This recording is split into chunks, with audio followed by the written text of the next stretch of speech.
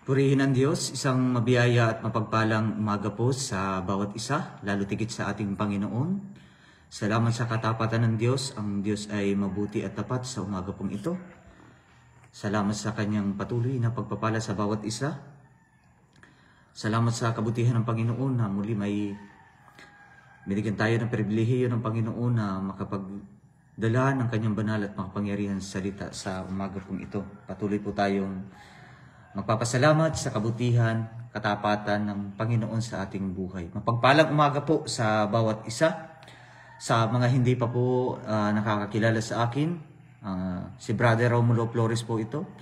Mula sa Iglesia ng Door of Faith Church Poblacion, Marinduque, District 2. At sa kabutihan ng Panginoon ay patuloy po tayo nakakapagpatuloy sa paglilingkod. Tayo po ay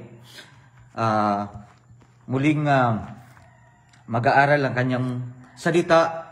Ngunit bago po ang lahat, tayo po muna ay patuloy na magpupuri, lalapit sa ating Diyos sa umagang ito. Tayo po ay awit sa Panginoon. Mga kapatid ko sa Panginoon, ang boses po ng Brother Romulo ay hindi ito pang singer. Ngunit patuloy po tayo nag-aalay ng papurit pagsamba sa ating Panginoon. Hallelujah! Tayo po imawit sa Panginoon. Hallelujah!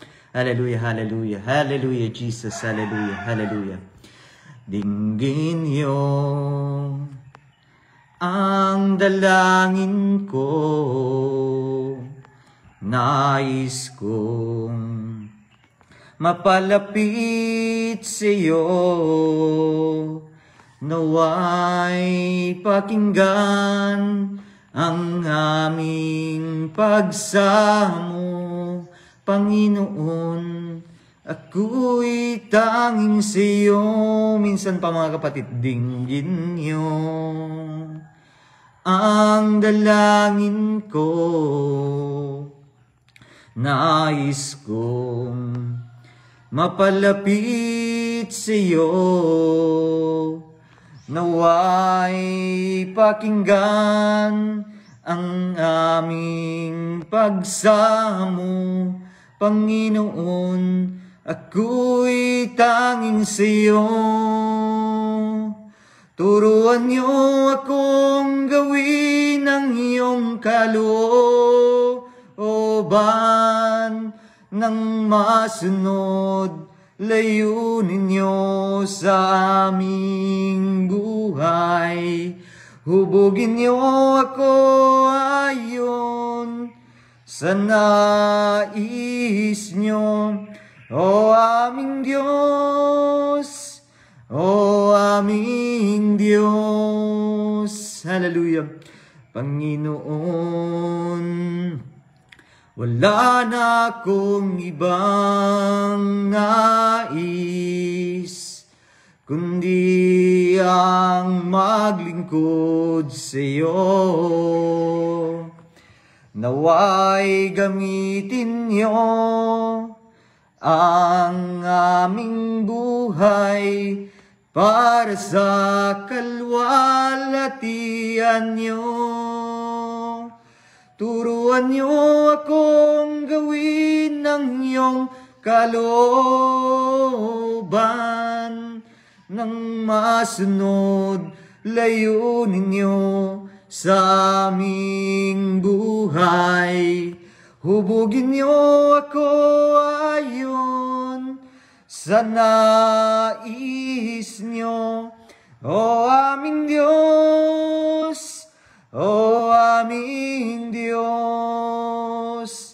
Turuan niyo akong gawin ang iyong kalooban, nang masunod layunin niyo sa aming buhay. Hubugin niyo ako ayon sa nais niyo, O aming Diyos, O aming Diyos, O aming Diyos, O aming Diyos. Hallelujah! Salamat sa inyo, Panginoon. Salamat sa inyong katapatan, aming Ama, aming Diyos. Patuloy niyo nga po, Panginoon, mangyari palagi sa aming mga buhay ang inyong dakilang kalooban, Panginoon. Hubugin niyo po kami, pangunahan niyo kami palagi, samahan niyo kami palagi, Panginoon. Patuloy, Panginoon, hallelujah, yumaman ang banal na pagkatakot sa aming mga puso at buhay. Salamat sa inyong katapatan, salamat sa umagang ito, aming Ama, aming Diyos. Salamat, Panginoon, sapagkat mayroon kaming panibagong buhay, may panibagong lakas, may pag-asa, may kagalakan sa aming mga puso. Higit sa lahat, Panginoon, kay may patuloy, Panginoon, na kapagpatuloy dahil sa inyong kabutihan, dahil sa inyong patuloy na pagpapala, sa inyong pagbibigay ng lakas sa aming mga buhay. Aming Ama, aming Diyos, sa pangalan po ng Panginoong Hesus sa umaga pong ito, patuloy po kami nagpapasakop, umaasa sa inyong pangunguna, sa inyong pagsama, Panginoon. Anumang natagpuan niyo, Panginoon, karamihan sa aming mga buhay. Anumang, Panginoon, ang aming mga pagkakasala. Anumang mga bagay ang aming napabayaan. May mga katamaran kami, Panginoon. Patuloy niyo po kami, Panginoon, patawarin sa umaga pong ito sa lahat ng aming pagkukulang, Panginoon. Patuloy niyo kaming linisin sa lahat ng aming karumihan mula ulo hanggang talampakan. Pangunahan niyo po, Panginoon, ang gawain ito. Sumama kayong palagi sa aming mga buhay. Pagkaluban niyo po kami, Panginoon, sa umagang ito. Ng karunungan na nagmumula sa inyo, aming Ama, aming Diyos. Ng patuloy na pagkilos at pangungunan ninyo, Panginoon. Hallelujah. Pagkalooban niyo po kami, Panginoon, ng malawak na pagkaunawa sa inyong banal at makapangyarihan salita na patuloy po namin pagbubulay-bulayan sa umagang ito. Bilang iyong abang alibin, aming Ama, aming Diyos, samahan niyo ako, Panginoon. Apart from you, Lord God, wala po akong magagawa. Apart from you, Lord God, wala pong halaga ang lahat ng aking gagawin sa umaga pong ito, Panginoon. Kaya patuloy niyong sangkapan ng inyong kapangyarihan bawat salitang lalabas sa aking mga bibig. Gamitin niyo po akong daluyan ng inyong mga salita, Panginoon, sa umagang ito. Maipahayag ko po, Panginoon, ang mensahe na patuloy niyong gustong iparating sa umaga pong ito, Panginoon. Sa aking mga kapatid, Panginoon, na nanunood, nakikinig, Panginoon, ng pag-aaral, Panginoon, ito, FB Live na ito, Panginoon. Ano man ang kanilang pinagdaraanan, Panginoon, ano man kanilang sitwasyon, kayo yung Diyos sa tumulong, sumama at manguna sa kanilang mga buhay. Kayo yung Diyos sa aming itinataas, pinupurit, pinasasalamatan sa lahat ng pagkakataon ng aming mga buhay. Nagtitiwala po kaming lahat sa inyo, Panginoon, nananampalataya na patuloy kayong kikilos, mangunguna at sasama sa bawat buhay po namin. Salamat po sa inyo. Tulungan niyo po ako, aming Ama, aming Diyos. Samahan niyo po ako sa umaga pong ito. Purihin kayo, aming Ama, at binabalik po namin sa inyo ang lahat ng kapurihan, kapasalamatan, pagdadakil at pagluluwalhati sa pangalan ng Panginoong Hesus. Amen at amen.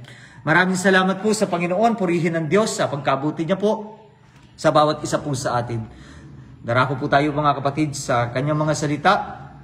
Dito po, mga kapatid, kung kayo po may banal na kasulatan, dito po sa aklat po ng mga awit, 116, verse 12. Muli ko pong uulitin sa aklat po ng mga awit, chapter 116, verse 12. Hallelujah. Ang sabi po dito sa salin po ng Biblia na aking ginagamit, King James Version, ito po. Ang sabi po dito sa awit 116, verse 12, ano ang aking ibabayad sa Panginoon dahil sa lahat niyang kabutihan sa akin? Sa mababaw na salin po, ang pagkakasulat po dito, kay Yahweh na aking Diyos, anong aking ihahandog sa lahat ng kabutihan niya sa akin. Mga kapatid ko sa Panginoon sa umaga pong ito, ano nga ba yung kaya nating ibayad sa Panginoon sa lahat ng kanyang kabutihan sa atin? Maibayad ba natin yung ating buhay na sa kanya rin naman nagmula? Ano yung bagay na maibabayad natin sa kanya? Sabi po dito, ano ang aking ibabayad sa Panginoon sa lahat ng kabutihan niya sa akin? Mula tayo nung tayo isinilang sa mundong ito, naranasan natin kung gaano kabuti ang Panginoon. Sa bawat araw ng ating buhay, napagkabuti ng Diyos. Kung paano tayo ipinagpapala, tinatawid, iniingatan, pinangungunahan, binibigyan ng kapayapaan, binibigyan ng karunungan, upang palutuloy tayong makipagbaka sa sanlibutan ito. Ang totoo, mga kapatid, hindi natin kayang bayaran ang kabutihan ng Diyos. Ngunit may mga bagay tayong kayang gawin upang magbalik ng pasasalamat sa Kanya. Makapagbibigay tayo, makapagpahayag tayo ng lahat ng kabutihan ng Diyos, kung paano ginawa ng Diyos, kung paano binago ang ating mga buhay, paano tayo pinagpapala ng Diyos bawat araw ng ating mga buhay. Hindi natin kayang bayaran ang kabutihan ng Diyos, ngunit makapagpapahayag tayo ng pasasalamat sa Kanya. At parangalan siya sa pamumuhay ng may kabanalan. Mga kapatid, sabi po dito, makapagpapahayag tayo ng pasasalamat sa Kanya. Para mapaparangalan natin siya sa pamamagitan ng pamumuhay nating may kabanalan. Puno ng pagpapasalamat sa lahat ng kanyang kabutihan. Ano man sitwasyon ng buhay natin, magpasalamat tayo. Kabutihan sa pananampalataya, sa pag-ibig, maging daluyan tayo ng pagpapala sa iba. Ito yung ating mga magagawa para sa Panginoon. Maibigay natin ng buong ating oras, ang ating talento, yung resources, tinatangkilik para paglingkuran ang Panginoon. Mga kapatid ko sa Panginoon sa umagang ito, tingnan natin kung gaano kabuti ang Diyos sa buhay po natin. Marami tayong pagkukulang sa Panginoon. Marami tayong pagpapabaya. May mga bagay na kinatamaran tayo. May mga bagay na hindi tayo sumunod sa tuntunin ng Diyos. Ngunit patuloy at patuloy pa rin yung kabutihan ng Diyos sa ating mga buhay. Sabi ng Aklat ng Mga Ngaral, chapter 12, verse 13, sa kabila ng lahat ng ito, isa lamang ang aking masasabi. Matakot ka sa Diyos at sundin mo ang kanyang mga utos, sapagkat ito ang buong katungkulan ng tao. Sa lahat daw po ng bagay, ang tanging natin maiibalik sa Diyos ay tayo matakot sa Kanya. Sundin natin ang Kanyang mga utos sapagkat ito ang buong katungkulan ng tao. So, umaga pong ito mga kapatid, pag-aralan natin at paano yung mga bagay na magagawa natin para sa Diyos. Mayroon tayong mga bagay-bagay na magagawa para sa Diyos, para sa Panginoon, at makikita natin sa kabuuan yung mga bagay na ito ay maaring makapagbalik sa Diyos ng kapurihan at pasalamatan sa Kanya. Unang bagay mga kapatid na dapat nating gawin para mapapurihan, maparangalan, maibalik natin. Sabi dito, ano yung ating maihahandog sa Diyos sa lahat ng kabutihan niya sa atin? Anong kaloob ang maiibigay natin? Unang-una, syempre, lahat ng pagkakataon, nagpapahayag tayo ng pasasalamat.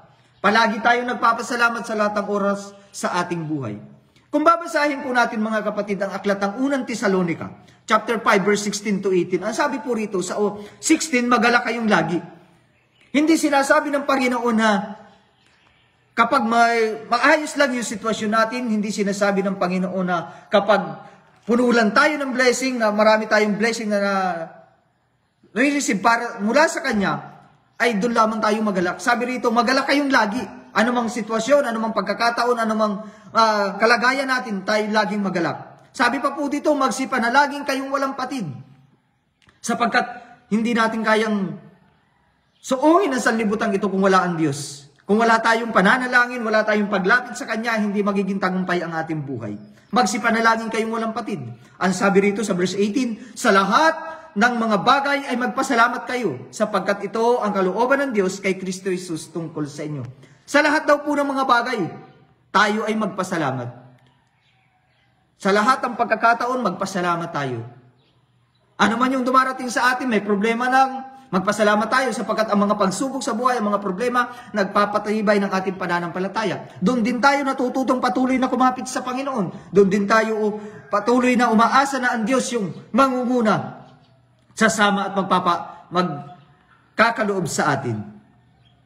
Maliban sa pasasalamat at patuloy na pagpapahayag kung gaano kabuti ang Panginoon, sabi po rito, ang isa pang bagay na nararapat natin maggawin upang patuloy nating maibalik o makapagkaloob tayo sa Panginoon, hindi ba natin mabayaran yung kabutihan niya? Palagi tayong umawit sa Panginoon. Umawit tayo palagi ng papuri sa Diyos. Umawit tayo ng lahat ng bagay na makapagbibigay ng kapurihan sa Kanya. Bakit po? Sapagkat ang pag-aawit ay pagpapahayag ng kagalakan at pasasalamat. Isa rin itong kaparaanan upang mailagak natin ang ating buhay mula sa pagsubok patungo sa pagtitiwala at kapangyarihan ng Diyos. Hindi lingid sa ating mga kaalaman mga kapatid. At alam na ako mga kapatid ko kay Kristo, kapag tayo umaawit sa Panginoon, lalo kapag kami mga pinagdaraanan tayo, pumapayapa yung ating pag-iisip. Nagagalak tayo sa Panginoon sapagkat alam natin na may Diyos na tumutulong sa atin. May mga pagsubok na dinaraanan, kapighatian. Alam natin na pag-awit ay isang kaparaanan upang pumayapa, upang bigyan tayo ng direksyon ng Diyos. At patuloy na, di ba, si Haring David sa kanyang mga pinagdaraanan sa mga pagsubok ng kanyang buhay, napakarami niyang naisulat. 73, yung naisulat niya sa aklat ng mga awit. Akda ni David ito, gawa ito ni David. Ginawa niya ito dahil may mga pagkakataon na nasa panganib yung kanyang buhay, hinahabol siya ng kaaway, hinahabol siya ng gustong pumatay sa kanya, ngunit ang ginagawa ni Haring David ay umawit ng umawit sa Panginoon. Magpuri sa Diyos, at napagkamalang pa nga siyang baliw dahil sa pagpupuri niya sa Panginoon. Sabi ng Colossus chapter 3 verse 16, ang salita ni Kristo ay hayaan ninyong lubusang manatili sa inyong mga puso. Turuan ninyo at palalahanan ng isa't isa ng may buong karunungan. Buong puso kayong umawit ng mga salmo, ng mga himno, ng mga awiting espiritual na may pasasalamat sa Diyos. Sabi po rito, buong puso raw po tayong umawit ng mga salmo, ng mga himno, at mga awiting espiritual. Hindi po nakasama po dito mga kapatid, yung awiting makasanlibutan. Na alam naman natin, wala namang may ibigay sa ating mabuting. Meron siguro naman, may mga bagay na maaalala ka dahil doon sa awitin na yun. May mga bagay na naaalala ka dahil sa nakaraan mo. Ngunit, sabi po rito, awitin natin, buong puso kayong umawit ng mga salmo, ng mga himno at mga awiting espiritual. At awit nang may pasasalamat sa Diyos. Sa lahat ng ating ginagawa, ano man yung ating ginagawa, sana'y hindi maawit yung pag-awit at pagpupuri sa Panginoon. Bakit po? Katulad po habang halimbawa malayo po yung aking nilalakbay, pagkatapos ko manalangin, ang ginagawa ko habang nagmamaneho ako, nagdadrive ako, talagang yung pag-awit sa Panginoon yung ginagawa ko. At namamalayan ko na lang, malapit na ako doon sa destinasyon ko, na safe akong dinala ng Panginoon doon sa aking destinasyon. Yung pag-awit ay napakalaking bagay para sa Panginoon. Isang bagay na magpagbibigay ng kagalakan sa Diyos. Sabi po sa awit 96 verse 1 to 3, purihin si Yahweh, awitan ng bagong awit. Purihin natin si Yahweh, lahat ng mga nasa daigdig. Awitan natin si Yahweh, ngalan niya ay sambahin. Araw-araw ang ginawang pagliligtas ay banggitin. So talagang sa buhay na ginawa sa atin ng Panginoon, hindi dapat mawala yung pagpupuri sa pag-awit sa Diyos. Sapagkat sa mga bagay na ito, talagang nai-express natin yung pag-ibig natin sa Panginoon, nai-express natin kung gaano tayo nagagalat sa pagpapala ng Diyos. Kahit sa ay ipahayag si Yahweh, ay dakila, sa madla ipahayag ang dakila niyang mga gawa. Sa pag-awit natin, na-express din natin lahat ng bagay na ginawa ng Panginoon, kung paano tayo itinawid. At sa pag-awit na yun ay napapanibago kung ano yung nararamdaman natin. Minsan, dahil doon sa kalungkutan, dahil umawit tayo sa Panginoon, napapalitan ito ng kalagalakan, ng pagtitiwala. Hallelujah. Ano pang bagay ang ating magagawa? Anong kaloob pa may ibigay natin sa Panginoon para magantihan natin yung kabutihan ng Panginoon? Mamuhay sa pananampalataya at sa pag-ibig. Hindi po dapat mawala sa buhay natin. Siyempre, yung pananampalataya at yung pag-ibig. Sapagkat yung pag-ibig na ito ay malaki ang nagagawa sa buhay po natin. Malaki ang nagagawa ng pag-ibig sa lahat ng mga nagtitiwala sa Panginoon. Bakit po? Kung babasahin natin ang unang Pedro chapter 4 verse 8, ang sabi po rito, na una sa lahat ay maging maningas kayo sa inyong pag-iibigan, sapagkat ang pag-ibig ay nagtatakip ng karamihang kasalanan. Ang pag-ibig ay nagtatakip ng napakaraming kasalanan. Bakit po? Gayon na lamang yung pag-ibig ng Diyos sa atin dahil sa ating mga kasalanan namatay si Kristo. Dahil sa ating mga kasalanan. Inialay niya yung kanyang buhay dahil sa dakilang pag-ibig na yon. Ibinigay ng Panginoon yung kanyang buhay para sa ating mga makasalanan. Kaya yung kasalanan na yon ay natubos dahil sa pag-ibig ng Diyos. Dahil sa buhay na ibinigay ng Diyos. Hallelujah. Yung pag-ibig na yan ang isa sa mga bagay na nagbibigay sa atin ng lakas na magpatuloy. Ibigin natin yung ating kapatid, ibigin natin yung ating kaaway. Hindi lamang basta yung mga taong mabuti sa atin. Dahil sa pag-ibig na ito, nagagawa nating mahalin at ibigin maging yung ating mga kaaway. Lumakad tayo na may pananampalataya. Sabi po roon, kailangan nating mamuhay sa pananampalataya. Kaya kailangan nating lakaran yung pananampalatayang meron tayo. Lakaran natin yung pananampalataya natin sa Panginoon. 2 Korinto chapter 5 verse 7, sapagkat namumuhay kami batay sa pananampalataya at hindi sa mga bagay na nakikita. Sabi ni Apostol Pablo sa mga taga-Korinto, namumuhay kami batay sa pananampalataya at hindi sa mga bagay nakikita. Bakit po? May pananampalataya tayo doon sa mga bagay na hindi natin nakikita. Sapagkat yung mga bagay na nakikita natin ay temporary lamang. Ngayon lang natin makikita ito. Pag lumipas na tayo sa mundong ito, wala na. Hindi na natin sila makikita. Ngunit yung bagay na hindi nakikita ay pang walang hanggan. Hallelujah. Yung mga bagay na nakikita natin, panandalian lamang. Ngunit yung mga bagay na hindi natin nakikita ay pang walang hanggan. Nakasulat po ito sa 2 Korinto chapter 4 verse 18. Kaya't ang paningin namin ay nakatuon sa mga bagay na di nakikita at hindi sa mga bagay na nakikita, sapagkat panandalian lamang ang mga bagay na nakikita, ngunit walang hanggan ang mga bagay na di nakikita. Kailangan daw po nating lumakad na may pag-ibig, may pananampalataya, may pag-awit sa Panginoon. Lumakad tayo, may ibalik natin yung kabutihan ng Panginoon sa Kanya sa pamamagitan ng pasasalamat, pag-awit ng mga papuri, mamuhay tayo ng may pananampalataya tayas sa Kanya. Lumakad tayo ng may pananampalataya sa Diyos. Ipamalas araw-araw ang pag-ibig at kabutihan. Hindi lamang doon sa mga mababait sa atin, hindi lamang doon sa mga kapitbahay nating mabuti sa atin, hindi lamang doon sa mga kapatid natin sa iglesia, kundi sa lahat. Sabi po rito, ipamalas araw-araw yung pag-ibig sa lahat at kabutihan. Hallelujah. Kung paano tayo minahal ng Panginoon, maibalik natin sa ating kapwa yung pagmamahal. Huwag tayong mamuhay na may sama ng loob, mamuhay tayo na may inggit, mamuhay na sapagkat hindi kalooban ng Diyos yan sa ating mga buhay. Ang namumuhay sa galit, sa puot ay hindi sa presensya ng Diyos namumuhay. Ibang presensya po yung pinamumuhayan natin. Ano pa pong bagay ang magagawa po natin para maibalik, makaganti tayo sa kabutihan ng Diyos sa ating buhay? Ikatlo, tayo maglingkod at magbalik ng kaloob sa Diyos. Maglingkod tayo ng buong puso, buong kagalakan, at siyempre, yung pagbabalik. Sabi ko nga po kanina, dapat nating magamit yung lahat ng ating tinatangkilik.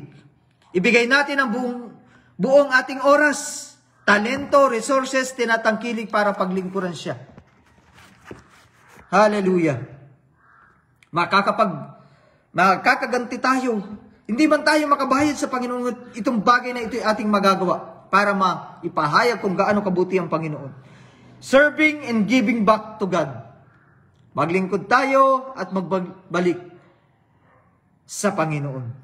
Kawikaan chapter 3 verse 9 to 10, kung paano tayo pinagpapala ng Panginoon sa pagbabalik. Sabi po rito, parangalan mo si Yahweh sa pamamagitan ng iyong mga kayamanan.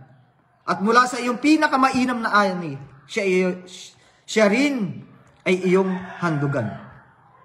Mga kapatid, lahat ng meron tayo ay galing lahat sa Panginoon. Ang buhay natin, ang lakas natin. Ano man ang ating tinatangkilik, pinagkatiwala lamang sa atin yan ng Panginoon. Ano man ang ating meron tayo ngayon, may malaki ka mang ari-arian, may malaki kang bahay, may sasakyan ka, marami kang pera, lahat ng yan ay galing sa Panginoon. Oo, nagagamit natin yung ating lakas, ngunit saan galing yung lakas natin? Di bagat sa Panginoon din. Nagagamit natin yung karunungan natin para pagyamanin yung mga pinagkaloob sa atin ng Panginoon. Ngunit yung karunungan na yun ay galing pa rin sa Diyos. Hallelujah. Kaya sabi po rito, mula sa iyong pinakamainam na ani, siya iyo rin handugan. Maibigay raw po natin yung pinakamabuti natin para sa Panginoon. Hindi patatalo ng kabutihan ng Diyos sa ating mga buhay. Kung ano man ang meron tayo, pinagkatiwala yan ng Panginoon. Ngunit pag ito'y napapagyaman natin, nakakatulong tayo sa mga kapwa natin, ay patuloy pa rin tayong pagyayamanin ng Panginoon. Maging daluyan tayo ng pagpapala para sa iba. Hindi lamang para sa ating sarili, kaya nga tayo pinagkakatiwalaan ng maraming bagay sa buhay na ito upang maging daluyan tayo ng pagpapala, hindi lang sa ating pamilya, sa lahat lahat. Sabi po rito sa Kawikaan pa rin, chapter 19, verse 17, parang pagpapautang kay Yahweh ang pagtulong sa mahihirap at pagdating ng panahon, si Yahweh ang magbabayad. Hindi po natin kinakailangan magdamot, hindi na kinakailangan nating masyado tayo makapit doon sa mga blessing. Sapagkat, sabi po, kailangan maging daluyan tayo ng pagpapala. Meron man tayo na kinakailangan maging daluyan tayo para sa iba kung may mga pangangailangan sa iba. Sabi nga po rito, parang pagpapautang daw po kay Yahweh ang pagtulong sa mahihirap. Kaya tayo pinaglaman ng Panginoon, nanggaling tayo sa sitwasyon na gano'n, naiintindihan dapat natin yung kalalagayan nila at tayo ay nagiging instrumento ng Panginoon para ilipat yung pagpapala na yun. Na hindi tayo dapat umaasa ng anumang ganti. Sapagkat sabi po rito, pagdating ng panahon, si Yahweh ang magbabayad. Isipin mo yun. Sa lahat ng kabutihan ng Panginoon na dahil tumulong tayo doon sa mahihirap, sa kapwa natin, para pa tayong nagkaroon ng pagpapautang kay Yahweh. At pagdating ng panahon, siya pa yung magbabayad. Gaano kabuti ang Panginoon sa ating mga buhay? Gaano siya kabuti sa ating mga buhay? Ang tao mapagbigay ay lalong yumayaman. Ngunit naghihirap ang tikom ang mga kamay. Ang taong matulungin sasagana ang pamumuhay. At ang taong marunong tumulong ay tiyak na tutulungan. Aklat pa rin po ng Kawikaan yun, chapter 11, verse 24 to 25. Sabi po rito, ang taong mapagbigay ay lalong yumayaman. Kaya pala, ito yung sekreto ng mga taong umaasenso sa buhay. May kakilala po ako niyan. May kakilala po ako. Na sa gawain ng Panginoon, all out siya, buhos siya. Hindi siya padadaig. Sa lahat ng ginagawa, kung ano man yung kanyang tinatangkilik, ano man yung sitwasyon niya ngayon, ano man yung meron siya, pag sa gawain ng Panginoon, no question na po yun. Talagang buong buo, buhos na buhos. Hindi lang sa gawain ng Panginoon, sa mga taong lumalapit sa Kanya, sa lingkod ng Diyos na patuloy na talagang pinapagamit niya. At makikita naman natin sa Kanyang buhay, nakikita po sa Kanyang buhay. Lalo siyang pinapaunlad at pinapaunlad ng Diyos. Hallelujah. Maging daluyan tayo pa, mga kapatid, ng pagpapala. Isang kaparaanan ito upang makapagbalik loob tayo sa Kanya sa lahat ng kabutihan niya sa atin. Mga kapatid, hindi matatapos yung kabutihan ng Diyos sa ating mga buhay. Sa buhay na ito, na temporary, hanggang sa buhay na walang hanggan, nandun pa rin yung kabutihan ng Diyos. Hindi mapapatid ito. Sabi nga sa Kanyang mga salita, maging sa mga masasama, nagpapahala siya sapagkat umuulan din doon sa mga tao masasama, umiinit din ang araw doon, hindi lamang sa atin. Gaano pa kaya kung tayo ay mabuti, kung tayo ay mabuti sa ating kapwa, tayo ay nagiging daluyan ng pagpapala para sa ating kapwa, tayo ay nagiging instrumento para yung ating kapwa ay matulungan. Gaano pa kaya yung ibibigay ng Panginoon? Lahat halos ibinigay na ng Panginoon. Bago pa tayo ilikain sa sanlibutan ito, nandun na lahat ng ating pangangailangan. Wala na siyang halos lahat ng bagay ibinigay na sa atin. Maging ang Kanyang anak ay ibinigay para sa atin. Kaya mga kapatid, sa umagang ito, patuloy tayong magbalik ng lahat ng ating makakaya sa buong lakas natin, buong buhay, buong pagkatao, buong pag-iisip, maibalik natin sa Diyos. Higit yung buhay na ito. Ano sinasabi ng Aklat ng Roma, chapter 12, verse 1? Sabi ni Apostol Pablo doon, siya'y namamanhik sa atin. Yung tema natin, mga kapatid, sa taong ito. Naialay natin ang ating mga sarili bilang handog na buhay, kalugod-lugod sa banal sa harapan ng Diyos. Sabi po rito, kaya nga mga kapatid, ipinamamanhik ko sa inyo, alang-alang sa mga kahabagan ng Diyos, na inyong iharap ang inyong katawan na isang haying buhay, banal, kaaya-aya, na sa ninyong katampatang pagsamba. Hallelujah. Kaya nga mga kapatid, kailangan nating iharap yung ating mga sarili bilang banal, kalugod-lugod, ganap sa kalooban ng Diyos. Hallelujah. Mag-overtime po tayo ng kaunti mga kapatid. Kaunti-kaunti lamang. Kahit mga 5 minutes lamang siguro. Kaya, sa mga bagay na nabanggit natin mula dun sa una, magkaroon tayo ng pasasalamat sa lahat ng sitwasyon na to. Ang ating buhay, patuloy tayong umawit sa Panginoon. Mamuhay tayo sa pananampalataya, lakaran natin yung pananampalataya, higit sa lahat hindi mawala yung pag-ibig. Maging daluyan tayo ng pagpapala, tayo maglingkod at patuloy na magbalik loob sa Diyos. Daluyan ng pagpapala sa iba. Magkaroon tayo ng kahabagan sa iba, mayroon tayong pagdamay.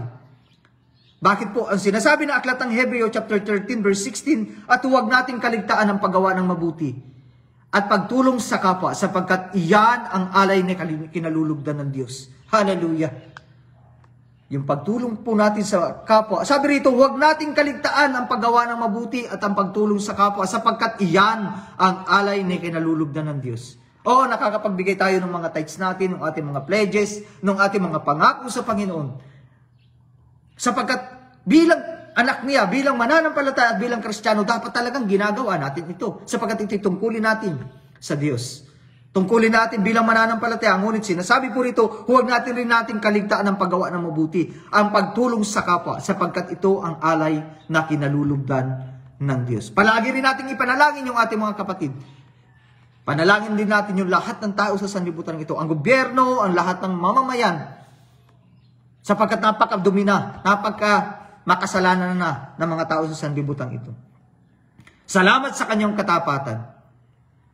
Kaya mga kapatid ko sa Panginoon sa umagang ito, ang nais ng Panginoon, yung buhay natin ay patuloy maibigay nating buong buo. May suko tayong puso. Meron tayong pag-ibig na hindi mawawala sa ating buhay na ito. Sapagkat yung pag-ibig na yan ay susi para hindi tayo mawalay sa Panginoon. Pag nawala na yung pag-ibig, wala. Wala nang halaga yung lahat. Pag wala na yung pananampalataya, wala na rin. Kaya mga kapatid ko sa Panginoon, magpatuloy lamang tayo sa Diyos. Sabi po doon, ialay natin ang ating mga sarili bilang handog na buhay, banal at kalugod-lugod sa Diyos. Salamat sa kanyang katapatan, salamat sa pagpapala ng Panginoon. Ano ang aking ibabayad sa Panginoon dahil sa lahat ng kanyang kabutihan? Tanging maibabalik natin sa Panginoon ay yung pagpapasalamat, pagpupuri, maging daluyan ng pagpapala, lumakad tayo sa pananampalataya, huwag tayong mawalan ng pagpapahalaga sa ating kapwa. Lagi natin ipakita yung pag-ibig, yung kahabagan, yung pagdamay sa kanila. Salamat sa Panginoon sa umagang ito. Salamat sa bawat isa. Pagpalain po ng Diyos ang bawat isa sa umaga po ito. Nawa na patuloy tayong lumakad sa kalooban ng Diyos habang tayo ay narito pa sa katawang ito. Salamat sa Panginoon. Aming Ama, aming Diyos, salamat po sa inyong kabutihan. Salamat sa inyong katapatan sa aming mga buhay. Tapat kayo sa lahat ng panahon, pagkakataon at sitwasyon ng aming mga buhay. Ang iyong pag-ibig ay sagana sa amin. Kaya naman, Panginoon, tulungan niyo po kaming patuloy naming mahalin ang aming kapwa. Tulungan niyo kaming makapagbalik sa lahat ng pagkakataon at sitwasyon ng aming mga buhay ng pagpapasalamat sa iyo. Huwag mawalay sa aming mga puso ang pagpupuri, sa aming mga buhay ang pag-ibig. Hindi, Panginoon, mawakasan, Panginoon. O hindi, Panginoon, maapektuhan anumang sitwasyon ng aming buhay para kami makapaglingkod sa inyo. Sa mabuti o sa masama, sa kawalan o sa pagkakaroon, Panginoon, patuloy kami magpatuloy sa inyo, Panginoon, sa paglilingkod sa inyo. Salamat sa katapatan ninyo, Panginoon. Pagpalaan niyo palagi ang aking mga kapatid sa umagang ito. Ang lahat na nanonood, lahat ng kapakinig ng mga salitang patuloy po namin na pag-aralan sa umaga po ito. Pagpalaan niyo palagi ang aming General Superintendent, Panginoon, Pastor Joseph Glenn Masaredo. Pagpalain mo ang kanyang buhay, ang kanyang buong bahayan, Panginoon. Pagpalain mo po siya na higit pa sa kanyang inaasahan. Palagi niyo siyang ingatan, protection ng Panginoon sa bawat paghakbang ng kanyang mga paa. Ang iba yung proteksyon ay kanyang maranasan, Panginoon. Ang buong Masaredo family, Lord God, patuloy niyong pagpalain ang lahat ng mga district supervisor, ang lahat ng mga lingkod ninyo, lahat ng kapastoral, lahat ng mga gawa, lahat ng mananampalataya, Panginoon, sa buong Banner Randoropi Church, Panginoon. Hallelujah. Salamat po sa inyo sa lahat ng may trabaho sa araw na ito. Pagpalain niyo ang kanilang mga buhay. Ingatan niyo po sila. Patnubayan, samahan, pagpalain, Panginoon. Patuloy kaming umaasa sa inyong pagkilos, Panginoon. Kami umaasa palagi sa inyong pangunguna. Kayo na pagkabuti, kayo tapat na Diyos. Salamat po sa inyo. Tanggapin niyo po mula sa aming mga puso ang pasasalamat, ang pagpupuri at ang pagpaparangal. Sa pangalan ng aming Panginoong Hesus. Amen at amen. Salamat po sa Panginoon sa umagang ito. Pagpalain po tayong lahat ng Panginoon. Muli po, Brother Romulo Flores mula sa District 2 sa probinsya po ng Marinduque. Purihin ang Panginoon. Pagpalain po tayong lahat Salamat sa kanyang katapatan.